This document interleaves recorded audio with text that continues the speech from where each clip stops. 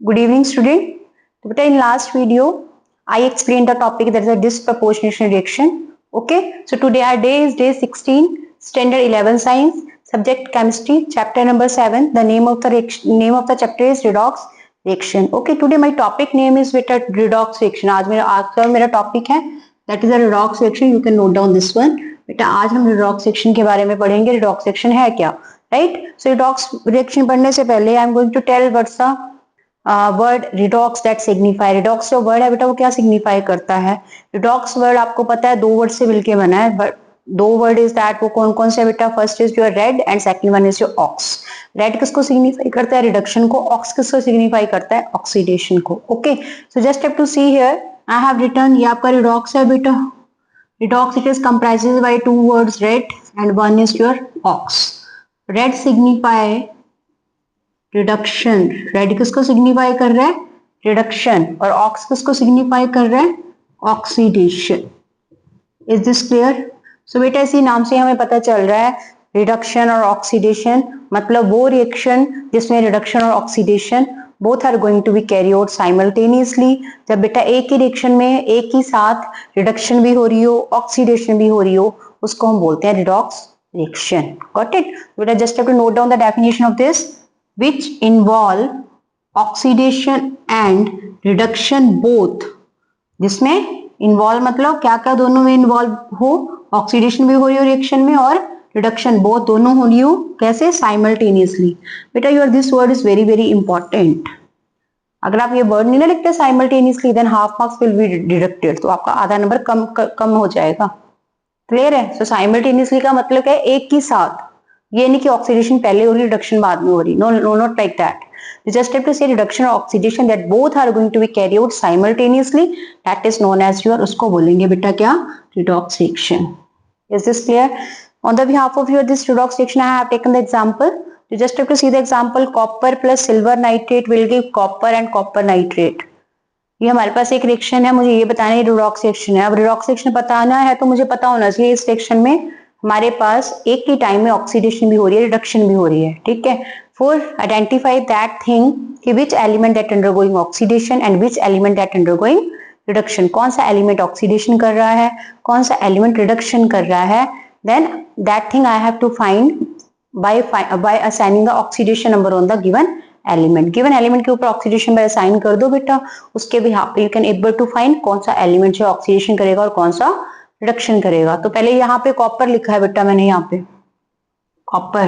अब कॉपर किसी बॉन्डिंग नहीं कर रहा मतलब ये एलिमेंटल फॉर्म में एग्जिस्ट कर रहा है. और ऑक्सीडेशन रूल्स में हमने नंबर ऑक्सीडेशन नंबर जब हमने किया था टॉपिक्स में रूल्स पढ़े थे उसमें मैंने आपको एक रूल टीच करवाया हुआ है. क्या करवाया उसमें? ये किया था हमने कि जो ऑक्सीडेशन नंबर होता है किसी भी एलिमेंटल फॉर्म में किसी एलिमेंट का वो हमेशा जीरो होता है. कितना होता है? Zero. That's why I am going to assign here zero on your copper.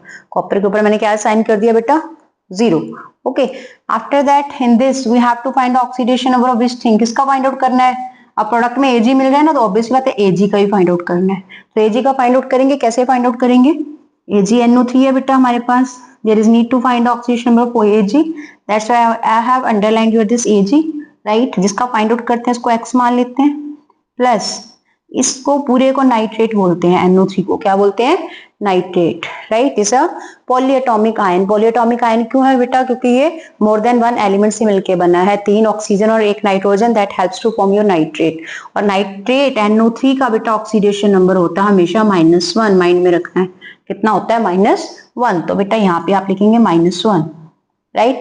Now this whole thing has no charge. इस पूरे के ऊपर कोई चार्ज नहीं है. That means it is existing in your which medium? In your neutral medium. तो कोई चीज न्यूट्रल मीडियम में होती है ये भी हमने रूल्स किया था. That is equal to zero. किसके इक्वल आएगा? जीरो के. इसको फर्दर सिंप्लीफाई करेंगे you will get x - 1 equal to zero and here will be x equal to +1. Just have to mention your oxidation number on Ag here +1. Is this clear? The product that you are getting here, you just have to see, as you can see, Ag is existing in your elemental form. That's why you have to assign again 0 on that. ये भी elemental form है क्योंकि किसी bonding नहीं कर रहा तो मतलब एलिमेंटल में है. यहाँ से हम पता चल जाएगा. हमें कैसे पता चलता है कि एलिमेंटल में है?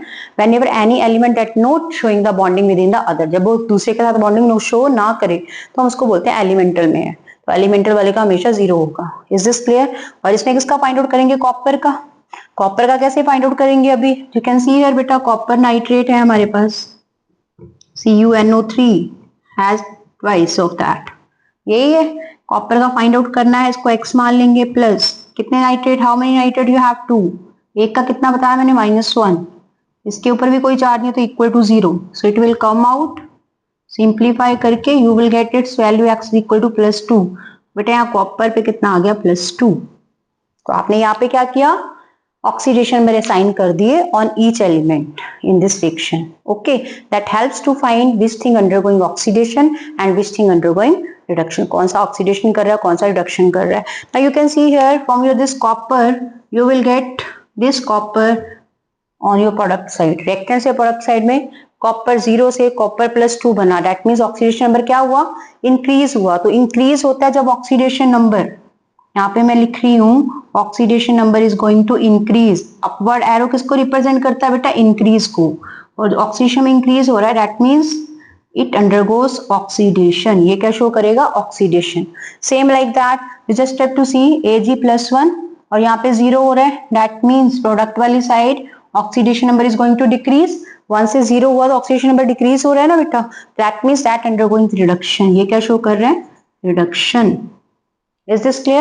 So you can see here, यहाँ पे oxidation reduction both are going to occur, both are going to be carried out simultaneously.